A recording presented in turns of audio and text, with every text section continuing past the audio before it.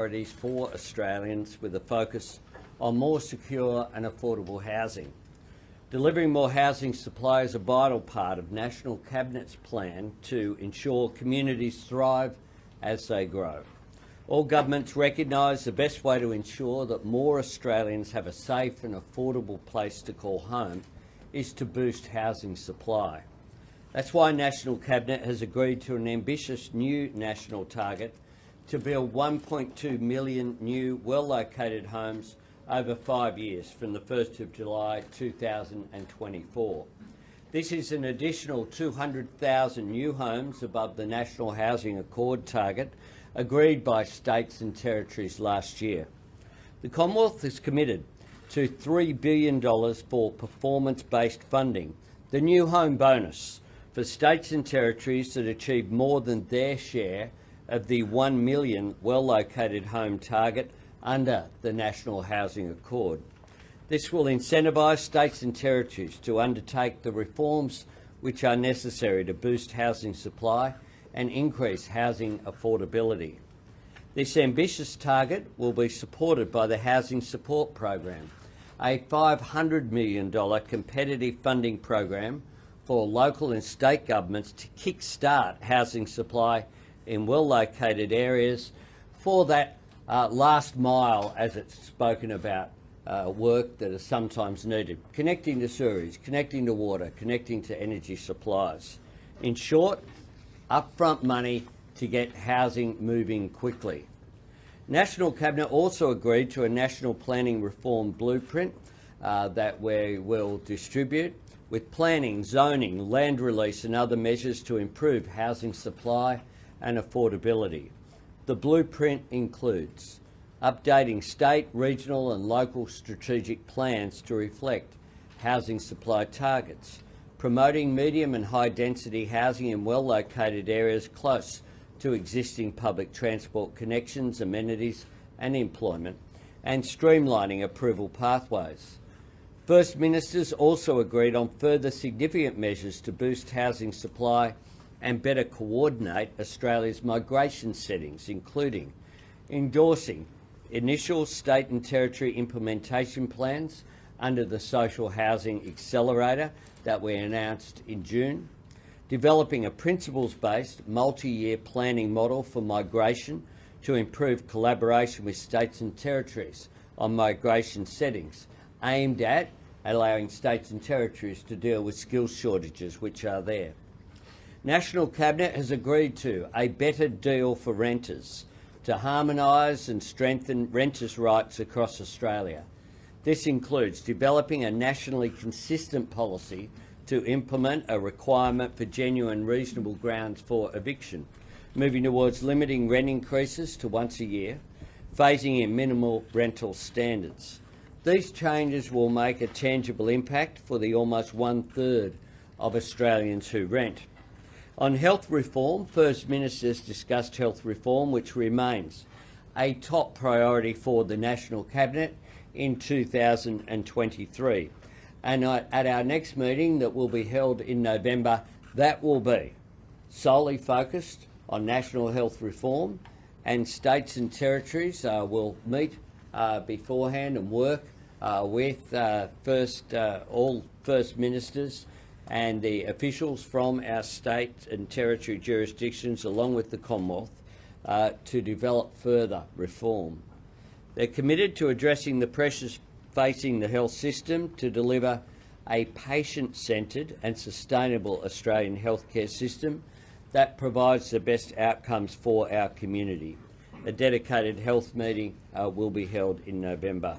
We'll distribute the record of the meeting, the press conference, the press release, but also we'll deliver the details that have been agreed to in the National Planning Reform Blueprint, but also the renters' rights issues. Prime Minister, the $3 billion, when does that start to flow? And if it's an incentive payment, does it go to all states on a per capita basis, or is it structured so that it goes to states that get the housing built faster? It's an incentive payment that kicks in when this is delivered. So it's at the end, if you like, or back-ended. And the original plan, of course, was for 1 million new homes.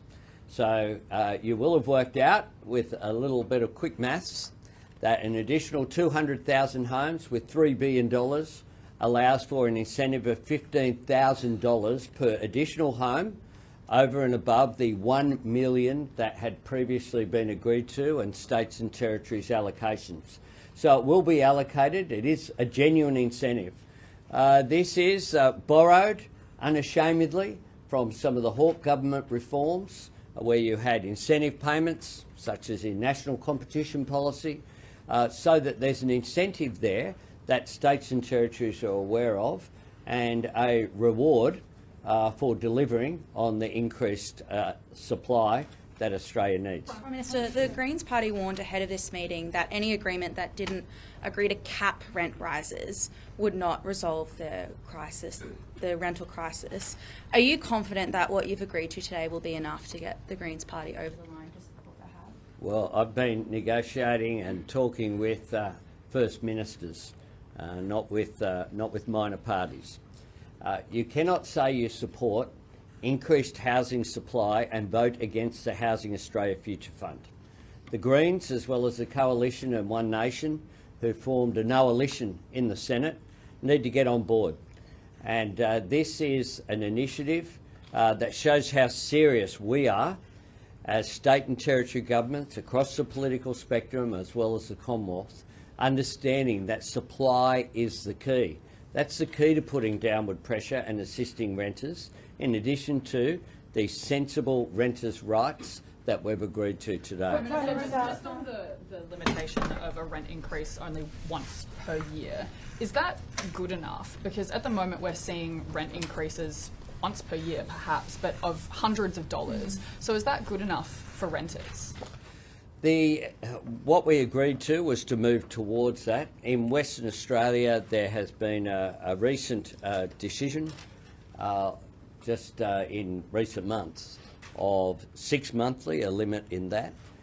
So when we come together, what we want to do is to work towards greater national consistency, but we're not in a position to flick the switch and just change 8 pieces of legislation across states and territories immediately. And that's why we have that position there, which is to move towards. There are other measures as well that you'll see in the renters' rights that have been agreed to today. Yep. Just in terms of what you're doing for immediate relief now, because the 1 year rent rises, it's been in New South Wales for a long time. All other states are moving towards that. The no grounds for reasonable evictions, that's been talked about. So there's nothing new for renters' rights. So what do you say? What has actually come out of this for immediate help? Well, you're wrong. Different states have different jurisdictions with respect, have different rules. Not every state has any restrictions at all. One of the jurisdictions has none. What we're doing is moving towards greater national consistency and making a practical difference. What we know, though, is that the idea that you just have a rent freeze, there is no jurisdiction in the country that is arguing for that, including the ACT government, which has been spoken about. No one is arguing that that will make a positive difference. Indeed, we believe that will make it worse. The key to addressing these issues is supply, and that's why we're focused our attention on supply. PM, is the incentive payment tied to have to be spent reinvested in housing, or is it open to be spent on anything? And are you confident that $15,000 per house is going to be the difference between reaching this target or not, given there's clearly goodwill toward it anyway? There is goodwill towards it because every state and territory knows that they have to deliver this for their respective, not just capital cities, but in their regions as well. They know that this is a necessary reform, and they know that not enough has been done in the past to address housing supply. States and territories, this isn't an issue in which we come to the table with different starting points. We all, or perhaps there are sometimes different starting points because of the history, but we all agree on housing supply being the key. So what we're working towards here is just that. The Commonwealth incentive payment is just that, to try to drive at the national level where we don't control land release, we don't control zoning regulations, we don't control approvals. There is limits to what the Commonwealth can do. What we can do is indicate our support for those jurisdictions who are putting their shoulder to the wheel to increase housing supply, and that's precisely what we've done here today. Prime Minister, that you keep speaking about on the rental reforms that you're going to work towards a consistent policy on evictions and work towards rental increases being limited to once a year. Is there a timeline on that, and if not, why not? There are timelines on all of this, which is as soon as we can. Different parliaments, when you're dealing with 6 states and 2 territories, they don't all meet at the same time with the same timetable. What we're doing is being practical about how we are moving forward. Bear in mind, the power of the Commonwealth to set rules with regard to rentals is zero. What we have the capacity to do, though, is for states and territories to come together to discuss what they're doing, to look at best practice and to replicate best practice. And that's what my objective is here. Phil? And I feel Mr Barr giving me the evil eye here, but it's not aimed at him. But quite a lot of jurisdictions, states have taxes on rented properties, land taxes on rented properties. Mr Anderson just increased yours, I think, at the budget. Was there any discussion about those, whether they could be brought down to make rentals cheaper so they could be passed on to renters? No, look, Is that a revenue argument? the conclusions. That's a hospital funding argument if you want, or school Yes. funding argument. Yeah, and we are releasing today, immediately after the meeting, exactly what we found. Just a couple more. Prime Minister, in terms of what the federal government can do, was the discussion on removing investment barriers for the super funds brought up, or stimulus for the construction sector, which is obviously struggling to keep up with this need to boost supply? Was that discussed in the meeting today? I'm very conscious that treasurers, I know, have been discussing issues, and I know that we as a Commonwealth Government have been discussing issues of financing, including to managed funds, and how incentives could be given and how that could be encouraged. That's the case in general for long-term investment, not just in housing but in infrastructure as well. And that's other work which is taking place, but it wasn't the focus of today's meeting. Prime Minister, Lydia Thorpe at the Press Club called on you again to cancel the referendum, but also said she may be convinced to come over to the Yes campaign if you made certain concessions on the Black Deaths in Custody report and the Bring 'em Home report. Are you willing to talk and reach compromise with her? Oh, look, I have every respect for people in this debate, and Lydia Thorpe and I have had a number of respectful discussions. I'm open to having discussions about issues that I care deeply about, and I know she cares deeply about. The issue of deaths in custody is one that I think continues to be an ongoing issue. It's one that she is genuine about. I say on the referendum with Lydia Thorpe and to anyone else who cares about Indigenous issues and who might disagree with the decision of the overwhelming majority of delegates to the First Nations Constitutional Convention at Uluru in 2017, that it is my view very strongly that the way to advance reconciliation in this country is for a yes vote to succeed at the referendum that will be held in the last quarter of this year. And that it is difficult from my perspective. Everyone will come to their own decision, of course. From my perspective, I fail to see how other issues will be advanced if a no vote is recorded. Charles, last one. Prime Minister, on the rental standards, what will they focus on and why did you choose those issues? We focused on that because we want a comprehensive plan. So you'll see other other initiatives that the Commonwealth's taking about home ownership. You're seeing supply, which we see as being the key, but we also think that the issue of renters' rights is a real one. You'll look at, when you look at the issues which have been outlined, the 9 points that have been agreed to. For example, one of the things that we looked at was the consideration of what the impact of short-term stay accommodation is having on rentals. I know in an electorate like mine, it's having a substantial impact. And just having a look at that, considering what the implications are for that, is something that's worthy of doing.